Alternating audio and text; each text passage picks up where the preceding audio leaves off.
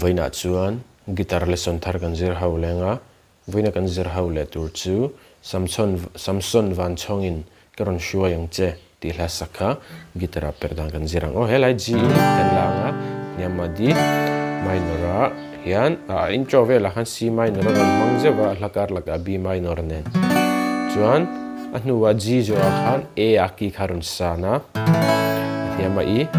sanga di atop outro khan F sharp minor kan mangtel za ubukang heti han kan strum thaya down down down down up ti khana down down down down up emo down up down up po khana kal char thai bok kha chu ke mani thu ni sela strumming pattern kha chu down down down down up kha chu ke man karon manga tun kalaron play a hian down up po kha karon mangtel zo boka kha chu kan thu ni selamo chu ni na na na na na down down down down up down na na